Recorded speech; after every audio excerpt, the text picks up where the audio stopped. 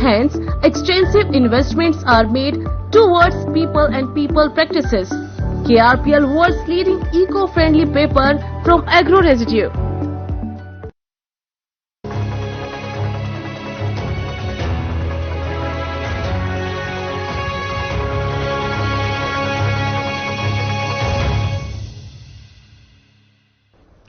नमस्कार, बुलेटिन लेकर मैं हूं आपके साथ संदीप निरंजन सरकार। रुक करेंगे खबरों का, लेकिन उससे पहले एक नजर इस वक्त की हेडलाइंस पर। रायपुर में प्रदेश कांग्रेस कमेटी चुनाव अभियान समिति की बैठक संपन्न। आगामी चुनावों को लेकर बनाई गई रणनीति सीएम भूपेश बघेल ने बीजेपी पर साधा निशाना।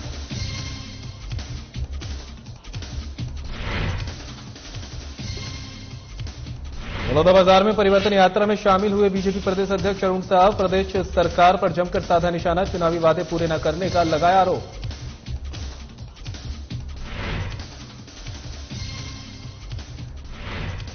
सीतामऊ में बारिश के चलते किसानों की फसल बर्बाद। कांग्रेस ने प्रशासनिक अधिकारियों को सौंपा ज्ञापन, किसानों को जल्द बीमा और मुआवजा देने की कर रहे मांग।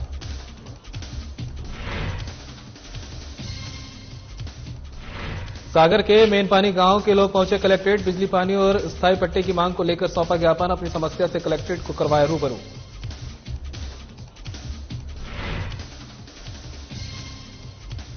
और मुंगेली में तीज मिलन समारोह का आयोजन। जिला पंचायत अध्यक्ष लेखनी सोनू चंद्राकर हुई शामिल। महिलाओं को तीज त्योहार की बधाई।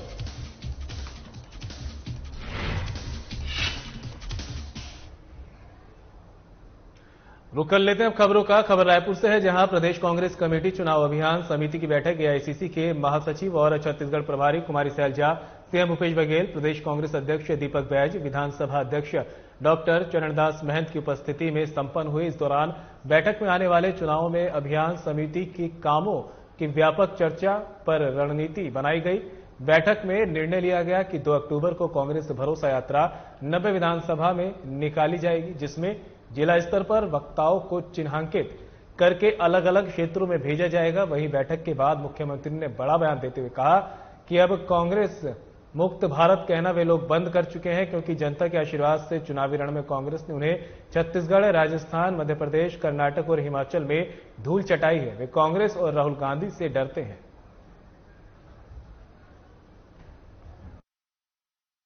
वो तो सोते मतलब भारतीय जनता पार्टी पहले कहते थे कांग्रेस मुक्त भारत, अब वो लाइन बोलना बंद कर दी है। क्यों? कांग्रेस ही भारतीय जनता पार्टी की सफाया करते जा रहा है। पहले तो छत्तीसगढ़, मध्य प्रदेश और राजस्थान में किए, फिर अभी तेलंगाना, कर्नाटक और हिमाचल प्रदेश में किए। तो उनको भय केवल कांग्रेस पार्टी से और भय राहुल गांधी से। खबर बलौदाबाजार से है, जहां बीजेपी की परिवर्तन यात्रा में शामिल होने पहुंचे बीजेपी प्रदेश अध्यक्ष अरुण साव ने कांग्रेस की सरकार पर निशाना साधा। उन्होंने कांग्रेस के द्वारा 2018 चुनाव से पहले किए गए वादे और सरकार बनने के बाद वादे को पूरा नहीं करने का गंभीर आरोप लगाया। साथ ही साव ने कहा कि सरकार का काम स्कूल, पुल, अस्पताल बनाने का है, लेकिन बन नहीं रहे। वहीं इस कार्यक्रम में 100 से अधिक लोगों ने बीजेपी ज्वाइन की। इस दौरान मीडिया से बात करते हुए अरुण साव ने कांग्रेस नेता राहुल गांधी और कांग्रेस सरकार को लेकर भी निशाना साधा।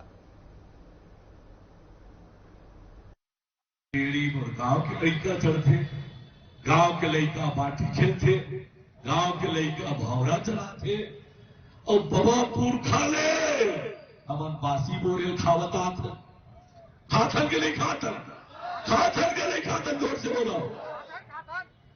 तो ऐसे बतावा था कि तोरे मुख्यमंत्री बने के बाद बासी खाए के शुरुआत हुई थी। गेड़ी की आविष्कार नहीं करे, गेड़ी का आविष्कार भूपेश बघेल के नहीं चुका भाई, जरा जोर से बताओ। ऐसे बताते कि गेड़ी के आविष्कार भूपेश बघेल करे। मैं आपके बीच में घेर आया कि छत्तीसगढ़ भूपेश बघेल की सरकार, ये भूपेश अकबर और ढेबर की सरकार छत्तीसगढ़ ला दोनों हाथ से लूटत है, छत्तीसगढ़ ला बर्बाद करत है, तो छत्तीसगढ़ ला बचाए के खातिर। देखिए, गौठान के नाम से सिर्फ भूपेश बघेल ने 19 लाख ठगी किए प्रत्येक गौठान पर। उसके गौठान पे देखिए, एक भी गाय नहीं है, उसमें ना तो पटना है, ना तो चारा है, ना तो पानी। गाय है तो रोड में दिखते हैं मवेशियां। बीच में गौ माता के गोबर के नाम से ये बात हमारे मोदी जी ने भी कहा था रायगढ़ में आकर, गौ माता के गोबर को जिस भ्रष्टाचार करता है उसको मानसिकता कैसे होगी? भूपेश बघेल भ्रष्ट है और आने वाला नवंबर के चुनाव में बिल्कुल ही भाजपा सरकार बनाएगा पूर्ण बहुमत के साथ।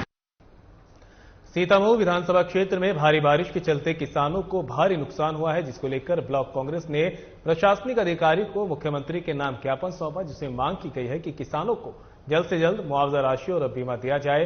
वहीं ब्लॉक कांग्रेस के अध्यक्ष सुरेश पाटीदार के नेतृत्व में कांग्रेस के कार्यकर्ताओं ने महाराणा प्रताप चौक पर इकट्ठा होकर बाइक रैली निकाली, जो सीतामऊ प्रशासनिक अधिकारी भवन के सामने रुकी। यहां पर कांग्रेस के कार्यकर्ताओं ने प्रशासनिक अधिकारी को ज्ञापन सौंपा और किसान की खराब हुई फसल को लेकर मांग रखी कि जल्द से जल्द किसानों को बीमा राशि और मुआवजा दिया जाए।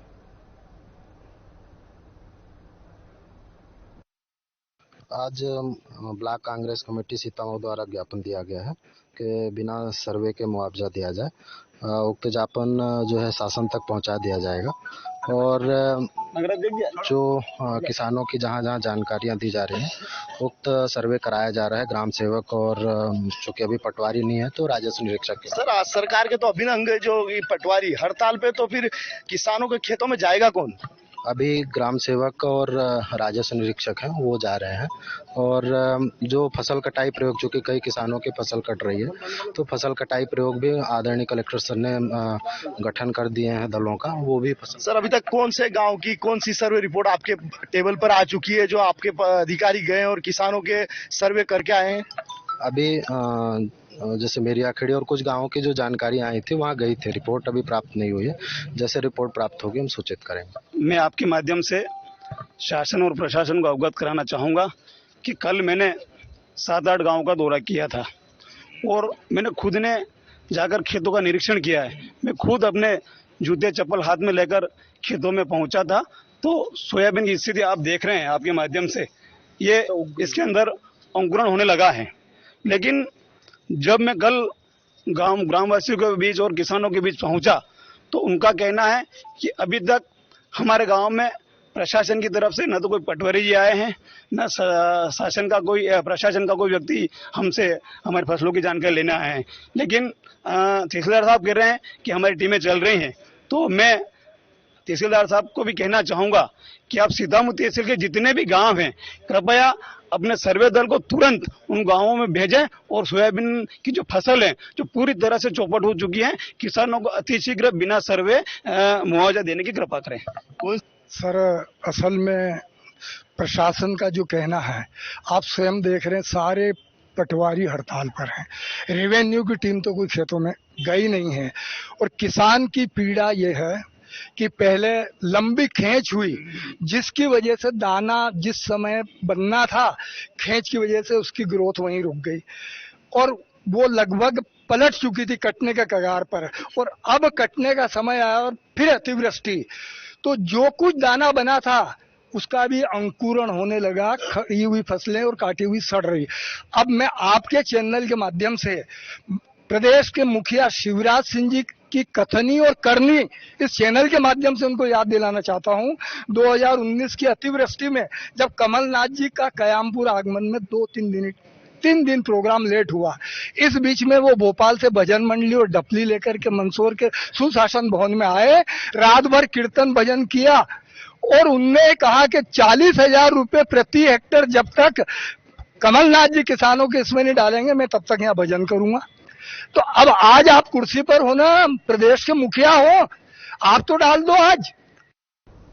तो ये मुख्यमंत्री भूपेश बघेल ने निवास कार्यालय रायपुर में आयोजित प्रदेश स्तरीय वर्चुअल कार्यक्रम में 26 जिलों में लोकार्पण और शिलान्यास किया है। इसमें सारंगढ़ बिलाईगढ़ जिले के लिए 183 करोड़ से बुनियादी अधोसंरचना के 336 निर्माण कार्य जैसे भवन, स्कूल, सड़क, पेयजल, जल जीवन मिशन आदि के 64 लोकार्पण, 194 भूमि पूजन, 55 शिलान्यास किए हैं। इस दौरान कलेक्ट्रेट में मुख्य अतिथि संसदीय सचिव चंद्रदेव राय, उपाध्यक्ष पद्मा घनश्याम मनहर ने छत्तीसगढ़ मैतारी का पूजन किया। वहीं सभाकक्ष में अतिथि राय और मनहर ने मुख्यमंत्री को सारंगढ़ के लिए हमेशा सहयोग करने, जिले के अधोसंरचना कार्यों को स्वीकृत करने और शिलान्यास, भूमि पूजन, लोकार्पण के लिए धन्यवाद दिया है।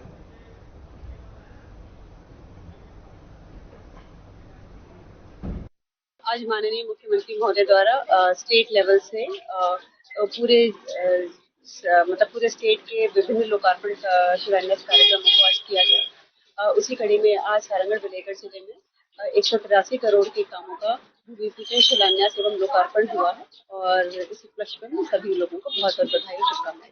आज छत्तीसगढ़ के यशस्वी मुख्यमंत्री माननीय भूपेश बघेल जी पूरे छत्तीसगढ़ के लिए लगभग 6000 करोड़ के शिलान्यास भूमि पूजन लोकार्पण कार्यक्रम करी से आज हमारे सारंगढ़ जिला बिलाईगढ़ संयुक्त जिला में भी 183 करोड़ के भूमि पूजन शिलान्यास और लोकार्पण कार्यक्रम हुई से बहुत सारे पथरा दिखा थे। आज गांव-गांव गली-गली में विकास के गंगा बहा थे। हमारे सारंगढ़ जिला बनने के बाद पहली बार ऐसे होते कि हमारे गांव के, हमारे गली के, मोहल्ला के, नगर के, वार्ड के भी काम ला हमारे मुख्यमंत्री जी भूमि पूजन शिलान्यास करा थे।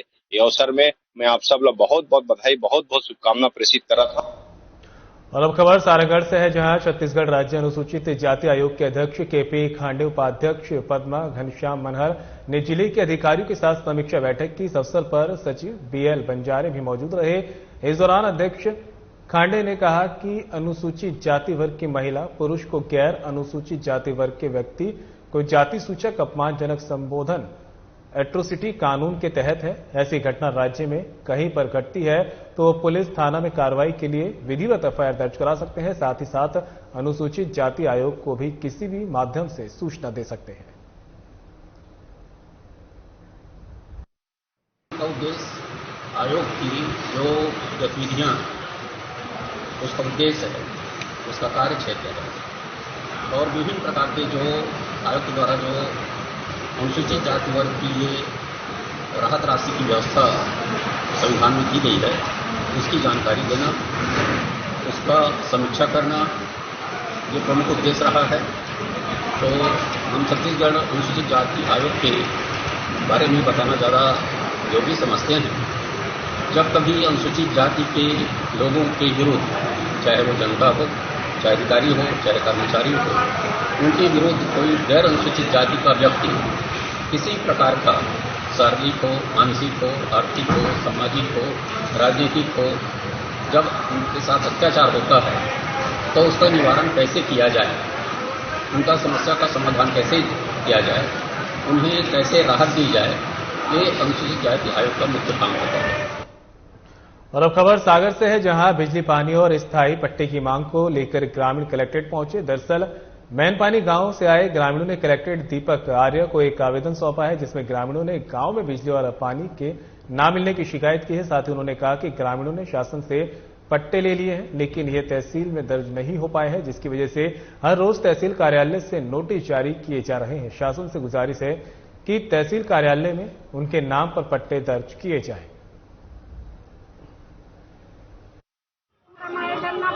पीने के लिए ना पट्टे, सरकार महिलाओं के लिए पट्टे दे रही, आवासीय योजना दे रही, लाल दे रही, हम लोग के लिए कोई वो नहीं है कि आपके घर पट्टे नहीं है। पट्टे नहीं है तो बेसिक सुविधाएं हैं ही, पानी नहीं है, लाइट की कंप्लेंट कर करके परेशान है, घर आते हैं धमकाया जाता है कि आप लोग नेता बन गई। घर की ये सारी गाँव की महिलाएं जो कदम बाहर नहीं रखती, लेकिन इनके लिए मजबूरी में आना पड़ रहा है, क्योंकि वो बोल रहे हैं, पटवारी बोल रहे हैं, सचिव सरपंच सब मिट जाएंगे आपको, जबकि 1989 के पट्टे हैं, लेकिन वो तहसील में दर्ज नहीं। किस गाँव से आप लोग? मैनपानी, शेर माता मंदिर के। सरपंच कौन? करंट में अशोक है। आपने सरपंच के पास ये सारी शिकायतें की, उनसे आपने बोला? लिखित शिकायत की, सारी महिलाएं गए थे, महिलाओं के लिए सबको ये बोला गया मिलने ही नहीं है पट्टे, मिलने ही नहीं है, ये बाहरी नजूर में आती है। मैडम जाती है कॉल करते हैं, साइड बन जाएगी, साइड नहीं, ये बोल देती। क्या कहना चाहेंगे? मुख्यमंत्री तो आप लोग को दे रहे हैं, हम लोग मिला ही नहीं है, तो समझ अधिकारियों से शिकायत करी है, सरपंच से बोला था, सबसे बोला था, किसी ने कुछ नहीं कहा।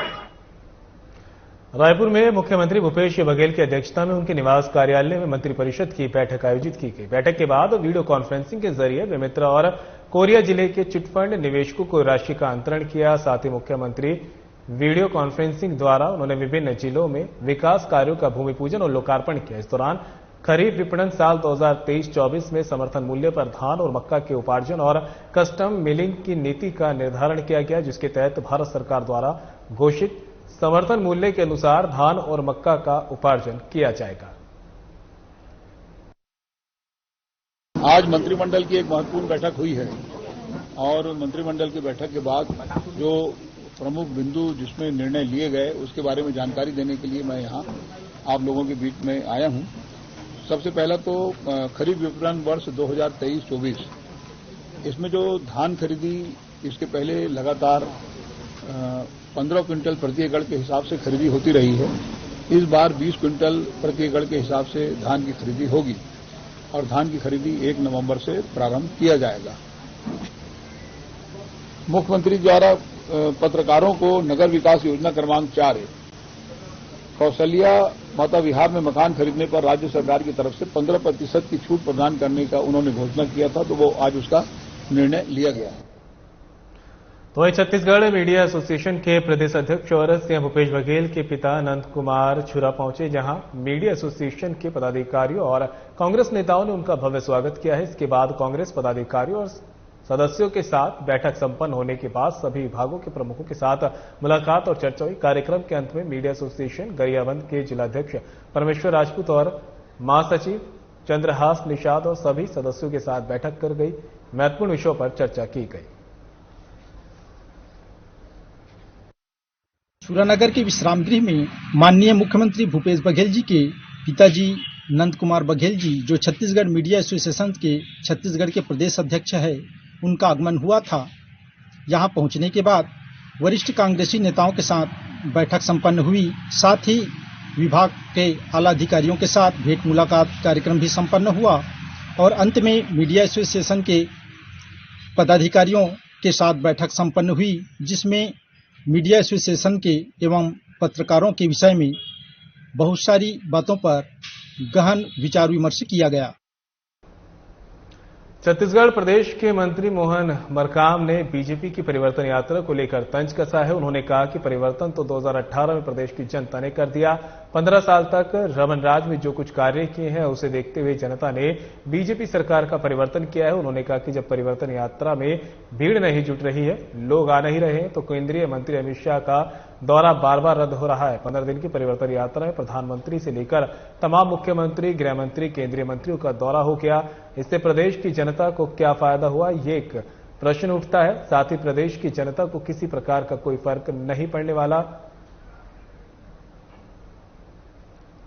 भाजपा की परिवर्तन यात्रा जनता ने नकार दिया। परिवर्तन यात्रा में भीड़ नहीं एकत्रित हो रही, परिवर्तन यात्रा में लोग नहीं आ रहे हैं, इसलिए माननीय गृह मंत्री अमित शाह भी दंतेवाड़ा में नहीं आए। बाद में भी उसके कार्यक्रम बना, उसके बाद भी रद्द कर दिया गया। भाजपा की तथाकथित परिवर्तन यात्रा में जो प्रदेश के बाहर के नेता आ रहे हैं, उसके नुक्कड़ सभाओं के बराबर भी भीड़ नहीं इकट्ठा हो रही है। तमाम कोशिशों, लाखों रुपए खर्च करने के बाद भाजपा की परिवर्तन यात्रा फ्लॉप हो गई। भाजपा की परिवर्तन यात्रा को असफल होना इस बात का प्रमाण है कि छत्तीसगढ़ की जनता प्रदेश में परिवर्तन नहीं चाहती है। भाजपा के परिवर्तन यात्रा में 15 दिन में प्रधानमंत्री से लेकर दर्जनों केंद्रीय मंत्री आए और चले गए, आने को मजबूर हुई है। रमन राज में किसानों को उनकी उपज की पूरी कीमत नहीं मिलती थी, परिवर्तन हो गया। अब कांग्रेस सरकार के राज में किसान 2640 रुपया प्रति क्विंटल धान का रेट प्राप्त कर रहा है।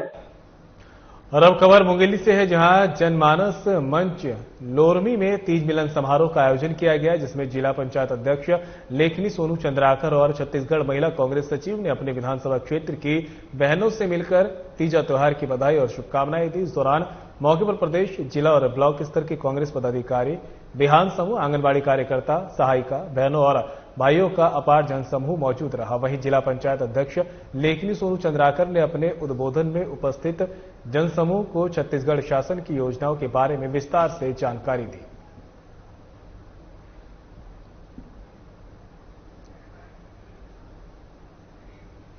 और अब खबर कसडौल से है, जहां पुलिस थाना के पास घासीदास चौक पर तेज रफ्तार ट्रक ने बाइक सवार दंपत्ति को टक्कर मार दी है, जिससे मौके पर ही बाइक सवार दंपत्ति ने दम तोड़ दिया। वहीं सूचना के बाद मौके पर पहुंची पुलिस ने शव को कब्जे में लेकर पोस्टमार्टम के लिए भेज दिया है। फिलहाल पुलिस आगे की कार्रवाई में जुट गई है। वहीं अधिवक्ता और वसुंधरा सामाजिक सेवा संस्थान के अध्यक्ष ने दोनों दुर्घटना जन्य क्षेत्र पर बैरिकेड्स कर ट्रैफिक पुलिस की व्यवस्था करने की मांग की है। अभी आज ही जो है एक घटना हुआ दुर्भाग्यजनक, जिसमें एक दंपति जो है फिर से एक सड़क दुर्घटना का दर्दनाक हादसे का शिकार हो गया। और इस प्रकार से आए दिन कसडोल के घासीदास चौक और हड़हा चौक में दोनों जगह इस प्रकार से तेज रफ्तार अनियंत्रित ट्रकों से जो है हादसों का शिकार लोग हो रहे हैं। उसके लिए हमारे संस्थान की ओर से कुछ वर्ष पूर्व मांग भी किया गया था कि वहां पर ट्रैफिक पुलिस की व्यवस्था की जाए और एक अवरोधक की, ताकि जो है इस प्रकार की घटनाओं को रोका जा सके। छत्तीसगढ़ के बेमेतरा जिले से एक दुष्कर्म का मामला सामने आया, जहां एक युवती के साथ गांव के 3 युवकों ने दुष्कर्म की वारदात को अंजाम दिया है। मिली जानकारी के मुताबिक युवती रात में घर से बाहर गई थी, तभी अचानक 3 युवकों ने युवती का मुंह दबाकर उसे कहीं दूर ले गए और उसके साथ दुष्कर्म की घटना को अंजाम देकर फरार हो गए। वहीं पीड़िता और उसकी मां ने बेला थाने में आवेदन कर एफआईआर दर्ज कराई, जिस पर पुलिस ने दुष्कर्म का मामला दर्ज करते हुए तीनों आरोपियों को हिरासत में ले लिया है। वहीं पुलिस अधीक्षक भावना गुप्ता ने कहा कि पीड़ित महिला के आवेदन के अनुसार कार्रवाई करने के लिए थाना प्रभारी और एसडीओ को निर्देशित कर दिया गया है। एक पीड़िता महिला बच्ची के और उनके परिजनों के द्वारा शिकायत की गई थी, जिसके ऊपर में धारा 354 आईपीसी का एफआईआर कायम करते हुए 3 लोगों के विरुद्ध में अग्रिम कार्रवाई की गई थी। आज बच्चे के परिजन पुनः आए हैं और उन्होंने कुछ और फैक्ट्स रिवील किए हैं, तो उस दिशा में थाना प्रभारी और एसडीओपी को निर्देशित किया गया है कि पूरक जांच करके उसमें नियमानुसार कार्रवाई करें। पीड़िता की मां कह रही थी कि गैंग रेप हुआ, 354 लगाया गया, इस पर जैसा मैंने कहा कि इनिशियल जो शिकायत आई थी उसके आधार पे अग्रिम कार्रवाई की गई थी। अभी जो in the light of new facts जो जिस तरह की बातें आई हैं उसको पुलिस के द्वारा एग्जामिन करके उसमें कार्रवाई की जाएगी। तो प्रधानमंत्री नरेंद्र मोदी भले ही भारत में स्वच्छता का संदेश दे रहे हो, लेकिन धार नगर में ऐसे ही मोहल्ले हैं जहां पर पूरे शहर भर का कचरा और मरे हुए मवेशी पड़े हुए मिलते हैं। एक ऐसा ही मामला धार नगर के इमली वन मोहल्ले में देखने को मिला है, जिसे लेकर वहां की महिलाओं ने रोष जताया है। महिलाओं ने सड़क पर कांटेदार पौधे बिछाकर 1 घंटे से भी अधिक रास्ता रोककर खड़ी रही हैं। इन महिलाओं का कहना था कि नगर पालिका वाले इस मोहल्ले में कचरा और मरे हुए पशु फेंक जाते हैं, जिससे लोग बीमार हो रहे हैं। उनका कहना था कि वो हर बार शिकायत सीएम हेल्पलाइन और धार के अधिकारियों को करती रही है, लेकिन इस पर ध्यान देने वाला कोई नहीं है, जिसे लेकर शहर की महिलाओं ने सड़क पर कांटेदार पौधे बिछाकर प्रदर्शन किया। हम बहुत परेशान है। यहाँ गाय ढोर फेंक के जा रहे हैं और कुत्ते उनको रोड पे लेके आ रहे हैं। अब बच्चों को स्कूल भी भेजे तो किधर से भेजे? उसके बाद में गंदगी इस कदर की हो रही, ना कचरा गाड़ी आ रही है और सब जो भी गंदा ये सब यही फेंक के जा रहे हैं। सिटी का कचरा लाके यहाँ पे डाल जाते हैं। आपका ये अभी आपको कोई अधिकारी मिलने आया था? हमारे से भी अधिकारी मिलने कोई भी नहीं आया था। मनोज गौतम जी आए थे बस। तो जो अब जैसे कि ये बाहर से कच्चा जो फेंकते थे यहाँ लाके, हाँ। कौन फेंकते थे ये लोग? ये नगर पालिका कर्मचारी। अरे हमने सब दूर शिकायत कर दी, कुछ भी काम नहीं हुआ हमारा। हेल्पलाइन में कई 1000 फोन लगा दिए हमने। इसका कारण ये है कि गंदगी यहाँ बहुत है और नगर पालिका के लोग आते हैं कचरा डालते, कचरा गाड़ी भी यही कचरा डालती है और यहाँ पे गाय ढोर भी काटे जाते हैं सब तरह के, और ये गाय ढोर काटे जाते हैं। उसके बाद में फिर यहाँ पे ये कुत्ते उनके मांस खाते हैं तो वो पागल होते हैं, तो लोगों को काटते फिरते हैं, लोगों को यहाँ बच्चों को काटते हैं, रोड पे लाते हैं उनको। और अब खबर गरियाबंद से है, जहां छुरा में एकलव्य विद्यालय की अव्यवस्थाओं को लेकर छात्रों में आक्रोश देखने को मिल रहा है। स्कूल की बदहाल हालत को देखते हुए छात्र छात्राओं ने अव्यवस्थाओं को लेकर पैदल मार्च निकाला। हालांकि ये पहली बार नहीं है, छात्र पहले भी कई बार प्रशासन और शासन को स्कूल की अव्यवस्थाओं को लेकर अवगत करा चुके हैं, लेकिन इस पर कोई कार्रवाई नहीं की गई है, जिस पर नाराज छात्रों ने पैदल मार्च निकालकर कलेक्ट्रेट पहुंचे। पैदल जा रहे छात्रों की सूचना से प्रशासन में हड़कंप मच गया। सूचना मिलने पर कलेक्टर के निर्देश पर जिला शिक्षा अधिकारी मौके पर पहुंचे और छात्रों को समझाया और स्कूल की व्यवस्थाओं को दुरुस्त करने का भरोसा दिलाया। तब जाकर मामला शांत हुआ।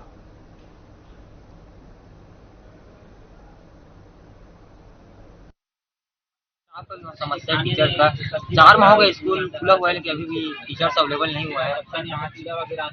मुख्य समस्या पानी का है, खाने का भी है बहुत सारा। मतलब खाने में ना चावल में कंकड़ की कान जैसे निकल रहा है और सब्जी में कीड़े रहते हैं। यहाँ से कहाँ जा रहे थे आप? हम यहाँ से गड़िया यहाँ से कलेक्टर से मिलने के लिए कलेक्ट्रेट यहाँ पर हम करवाया कि कलेक्टर सर आ रहे बोले, एसडीएम सर और इसी सर आए थे। हम अपनी समस्या उनके सामने रखे हैं, बोले कि निराकरण जल्द से जल्द करेंगे करके। बुलेटिन में मेरे साथ इतना ही, दीजिए इजाजत, नमस्कार।